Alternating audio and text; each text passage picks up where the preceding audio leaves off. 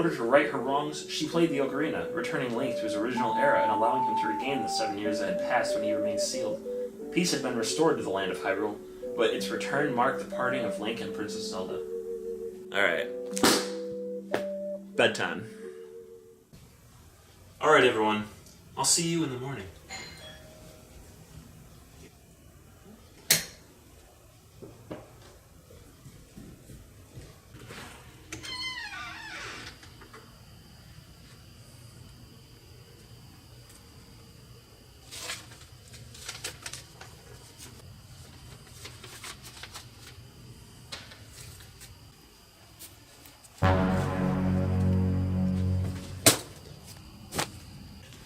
You stay out!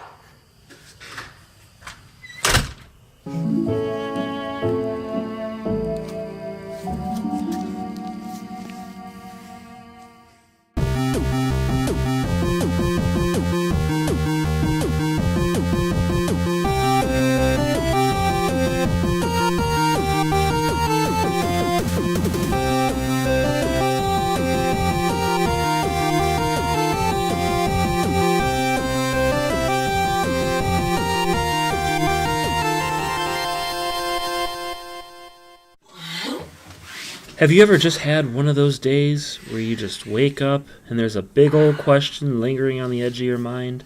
Something you desperately need answered and will stop at nothing to get those answers? Like, how the hell is this game so highly rated? I'm not joking, I really can't stand this game, and somehow it confuses me that people love it so. Now look, I need you to understand something. This is not going to be a video designed to make you change your mind. Likely, you're not going to agree with what I have to say, and that's fine. I'm not going to sit here and be like, oh, you have a positive opinion about this game? Change it.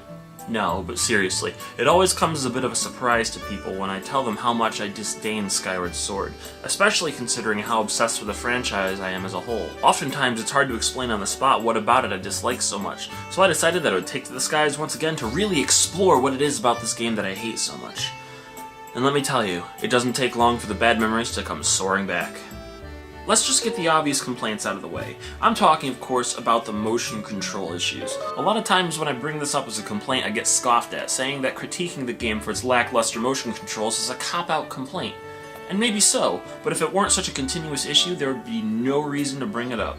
The most obvious addition to this Zelda game is the intricate motion-controlled combat system. Whatever way you swing the Wiimote, Link will swing his sword in that direction, which introduces a bunch of new combat elements.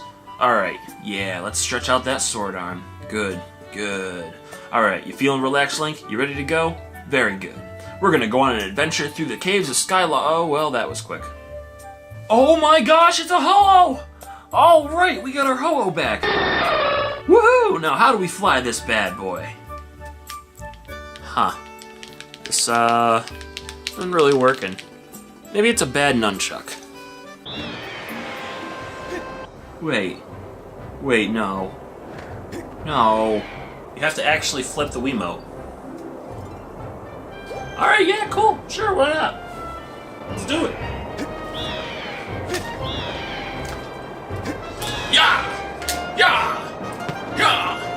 Yeah!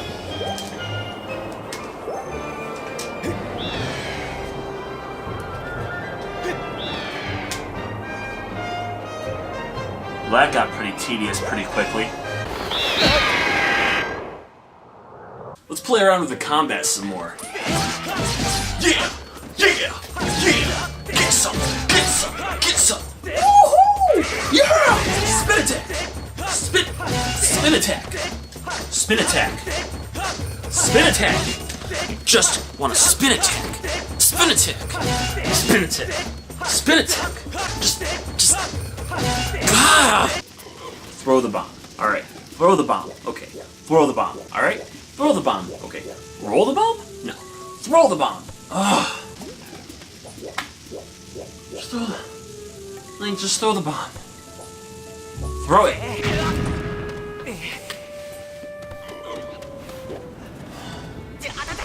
Well, I'm dying. Might as well use a potion.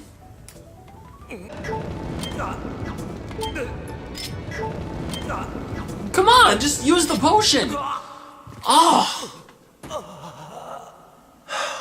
Motion-controlled menus are annoying as shit too, but it didn't help that Fee lied to me and said I could make it through there if I ran. God, lying bitch. Motion control combat is a neat idea, but in a Zelda game, I just want to cut and keep moving. When you find yourself in battles that halt your forward movement every single time, it just takes away from the overall experience. It's not bad, but it's not like combat takes forever. It just feels really tedious. Oh cool, there is swimming in this game.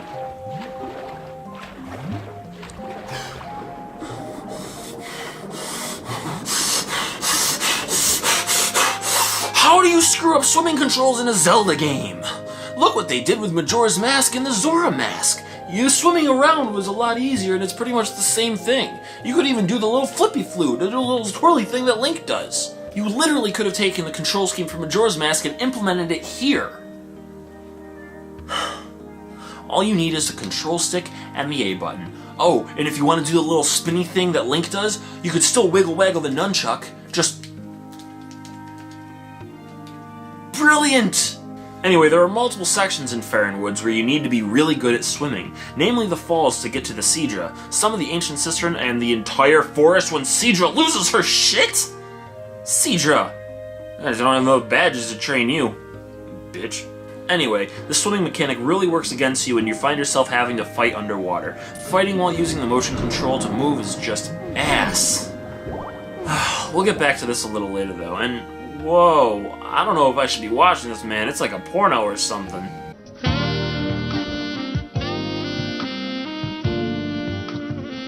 Speaking of wiggle-waggling the nunchuck, I can't tell you how many times I'd go to itch my nose or something and Link would just throw up his shield. But then some shit happens where I need to use my shield, and no matter how many times I flick the nunchuck forward, the shield just doesn't go up. I didn't understand what was going wrong. Well, I figured it out. At the final boss. Better late than never, right? Anyway, what I was doing wrong was that I was throwing the nunchuck in the wrong direction. In Twilight Princess, you thrust the nunchuck forward to use your shield, but in Skyward Sword, you thrust the nunchuck to the right. Why change a control scheme that we've already known? Most of us have already played Twilight Princess on the Wii. We expect it to be pretty much the same. I mean, it's just the shield mechanic. Not much to change. Bottom line, just because you have the ability to use motion controls doesn't mean you have to. Oftentimes it's unnecessary, and it causes more headaches than it remedies. Meet Fee. She's the goddess's messenger and the supporting character that stays with you throughout most of the game. Her introduction's pretty spot on, and her theme song just so good. There's no way she can do any wrong. I mean, she's the messenger of the goddess. Except, oh yes she can. You thought Navi was annoying with all of her Hey, watch out! Hey, look! Hey, look! Navi's incessant pestering is much more welcome than Fee's condescending attitude. Her information isn't bad at all. Redundant, sometimes pointless, but not bad. It's not like she flat out lies to you, but the way she delivers the information is, well, frankly, it's insulting. It seems like whenever I bring up my problems with Fee, I'm told that she's meant as a guide to help new players get into the series. She's there to help ease new players into what The Legend of Zelda is all about. Well, please allow me to retort. This was my first entry into the Legend of Zelda series, so I'm sorry if I seem a little insensitive about this abuse to the supporting character to ease new players into the game. Oh, God. Wait, really? Okay. They have a low health alarm, which is good. They've had that in previous titles. It helps the player know when they're about to die. That's good. But they also have Fee buzzing in ready to tell me the same thing. I mean, listen to this. There are 2 alarms going off. Christ, how many people need to tell me?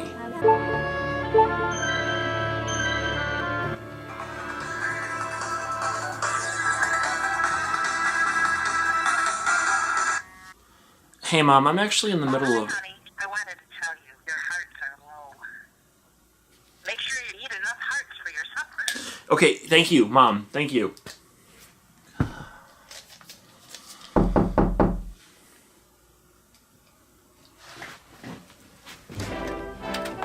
Mr. President!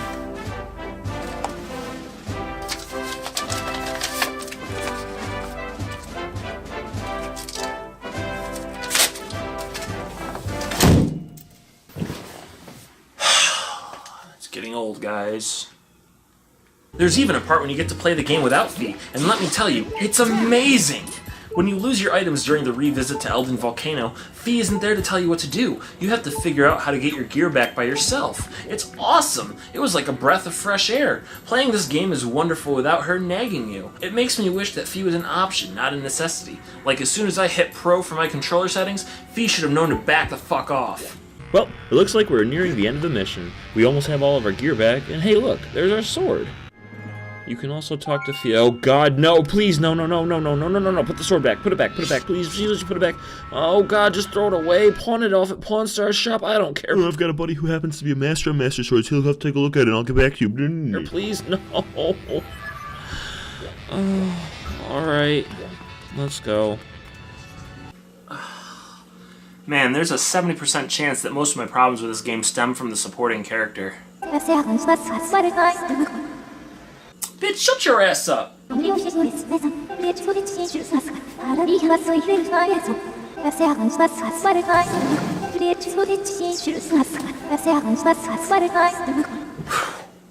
Jeez, what was her problem? Man. You know, speaking of percentages, do you want to know how many times Fee has to calculate probability throughout the entire game? Let's count. High probability, 5% chance, 85% chance, 85% chance, 97% chance, 90% chance, 95% chance, 95% chance, 95% chance, 30% chance, 35% chance, high probability, 90% chance, 85% chance, 95% chance, 85% chance, 90% chance, 90% chance, low probability, 95% chance, 60% chance, high probability, don't you start too, 99% chance, 90% chance, signs indicate, 80, 90, 90, 60, 85, high, 60, 0.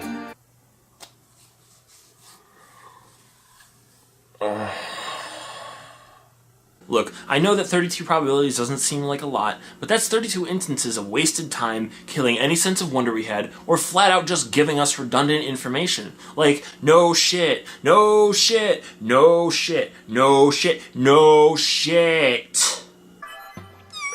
Yeah, no kidding, buddy. I feel the same whenever I see her. It's like, oh god, no. Probably one of the biggest mistakes in Skyward Sword is the misuse of the goddess cubes.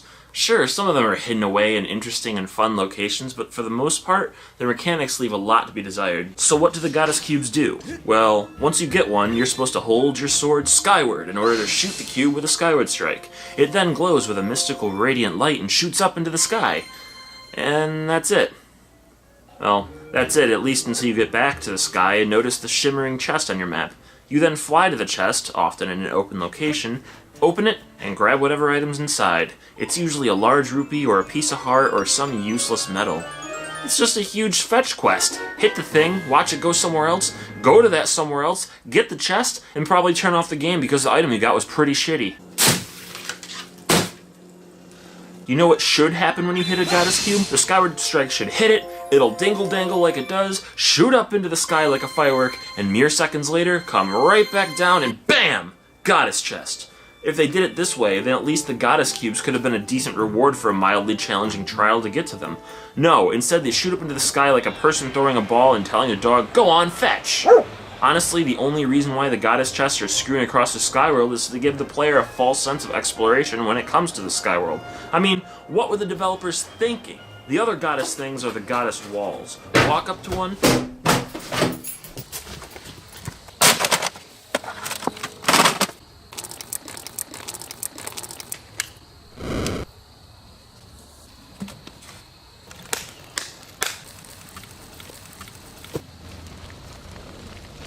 What on earth are you doing to your laptop? It's trying way too hard to be the AVGN. So what?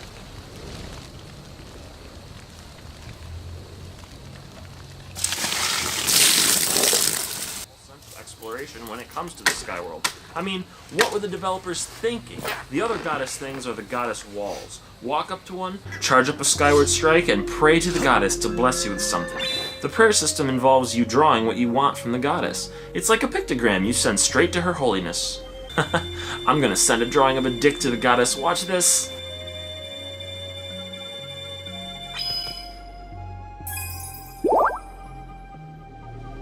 Oh, she sent me a bunch of hearts. How cute.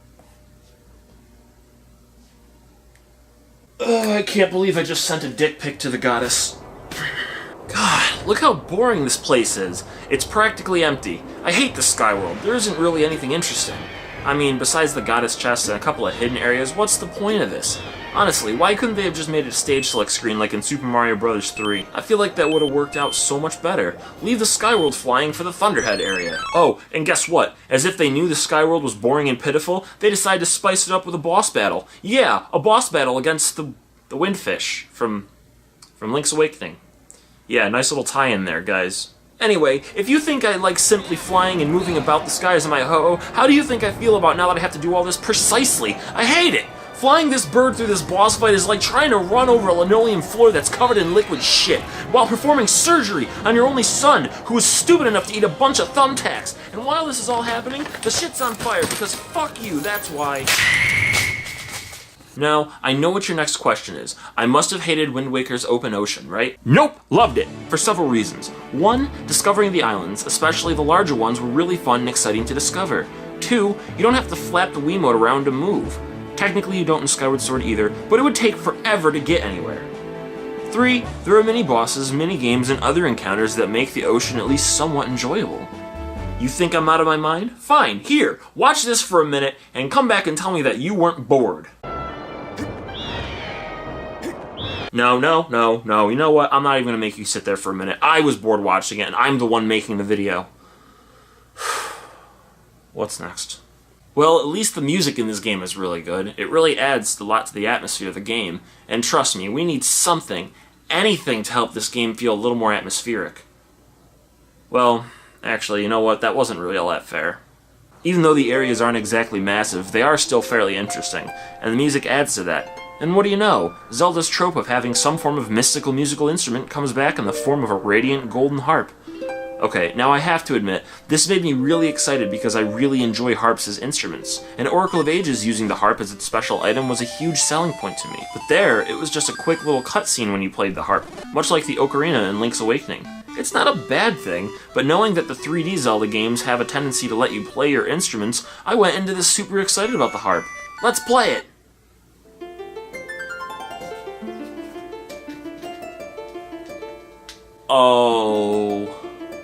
Oh no.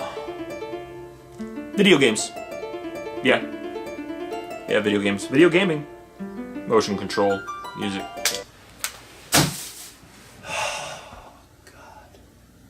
Remember Ocarina of Time? Remember Majora's Mask? Remember that sweet-ass ocarina that you could learn a new song on and you could actually play? Well, guess what? There's none of that here! So just whip out your harp, hold down that A button, and wiggle-waggle the Wiimote, and start making music, baby! Woo! Do you remember how cool it was learning a new song, knowing that you now have a new ability, or a new way to open up a dungeon, or a new way to warp back to a familiar place? Do you remember the slight sense of frustration that you felt having to memorize a new song so you didn't have to hit the pause button, go all the way to your quest status screen, and relearn the song? Or if you're playing on the DS, just look at the bottom. But the point is that learning the songs felt good. Using the songs that you learned and took the time to get felt good. What happened here? What are you doing? Playing the harp! Okay. Now it does a spin attack. Now it does a spin attack! Worse yet, you have to keep a certain rhythm in order for the game to acknowledge that you're playing the harp. And listen to this music. How forgettable.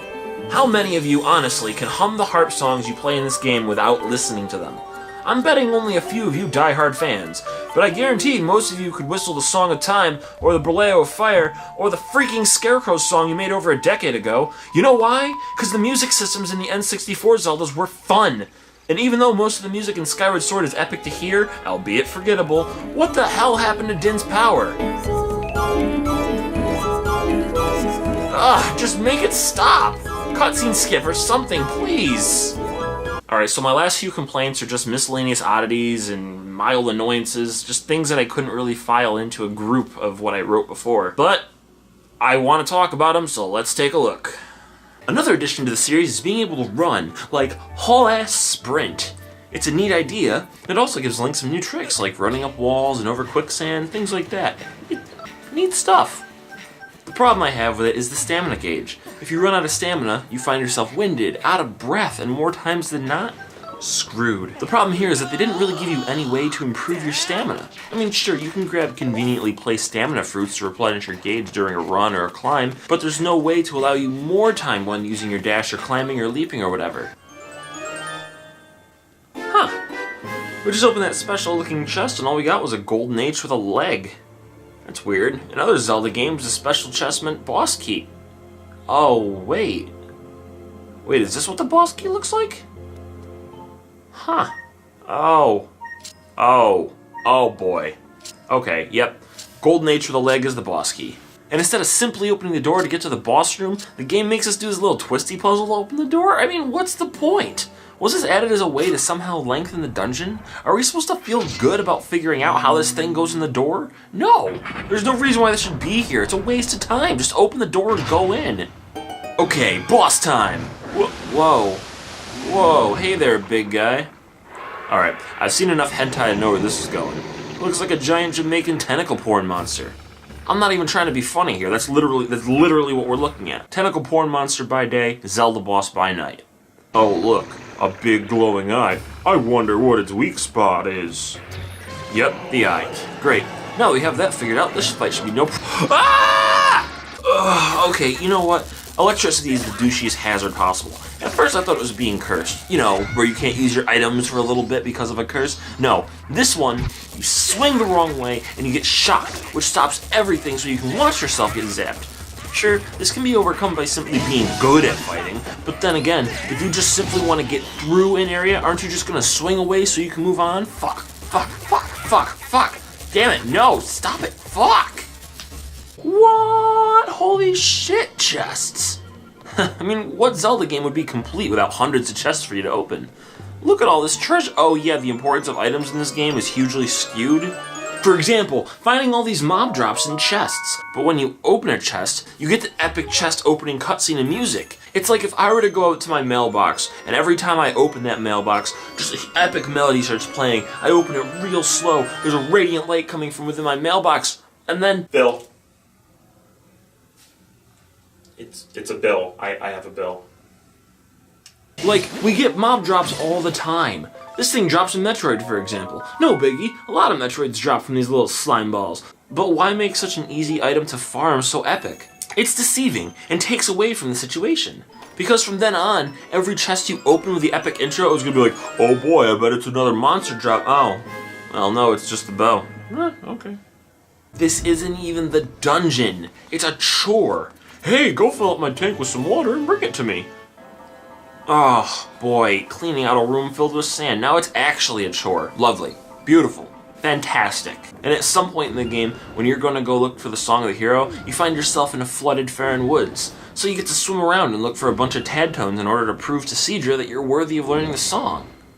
It's another goddamn fetch quest. It's one big chore.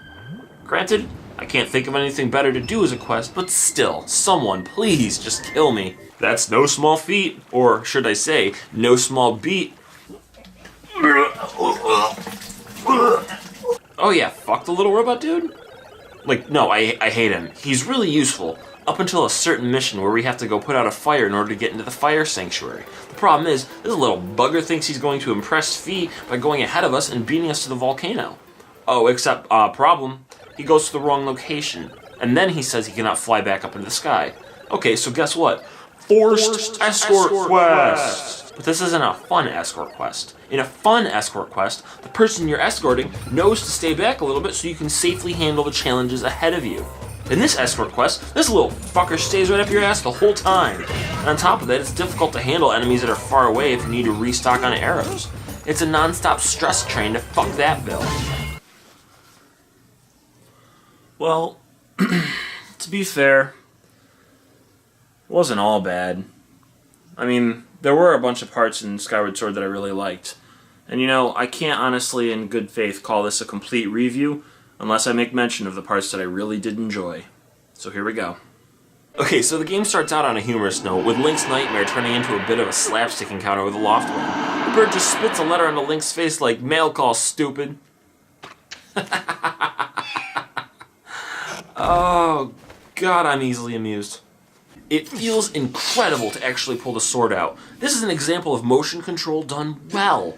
It felt like you were really pulling the sacred sword out to start your own adventure.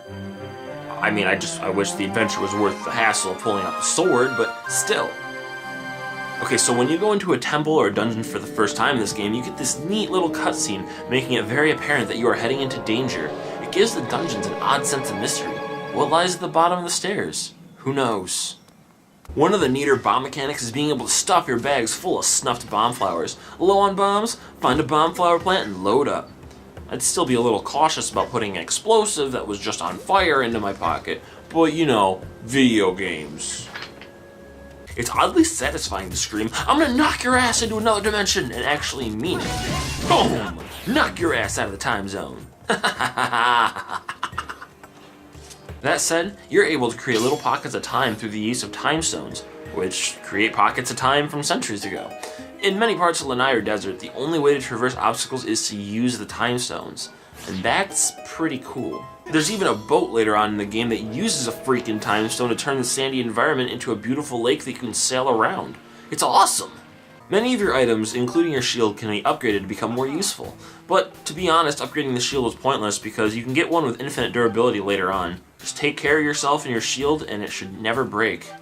Mother flippin' ancient desert sea roller coaster for days! That was really, really fun. Even though it was supposed to be dangerous, it still felt like a lot of fun. It was a nice addition to an otherwise tedious objective. What is this, a giant Five Nights at Freddy's 4 animatronic? This is one of the only dungeons that I'm aware of, one of the first instances that I can think of where the dungeon is just chilling out in the overworld. It's the ship! That's great! It's amazing! I love that! Okay, so this is probably one of the greatest implementation of motion controls in this game. You actually use the bow like a bow! The shit's insane! This boss mode with Levius has some fantastic music. In fact, most of the bosses have wonderful music. The Hylian shield makes a return as Link's iconic shield, and unlike the other shields, this one you really have to work for. Beat 8 bosses in a row without recovering between battles? Well, don't worry, some of the boss fights have hearts laying around. It is a reward well worth the strife though, as it has the best defensive properties, and it never loses durability. This is the shield that I mentioned earlier that makes upgrading any other shield virtually pointless. And lastly, this game ends with a boss battle unlike any other in the series. The environment, the music, the enemy, everything creates this tense situation. But it's an enjoyable tension. It's a battle that rivals the final battle of Twilight Princess in my honest opinion. Except it's more epic because you get to use lightning and shit. Got it!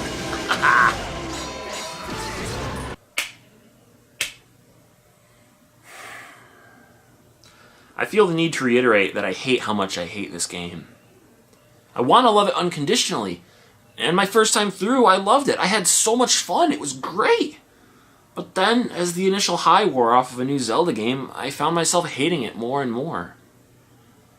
It was like a toxin.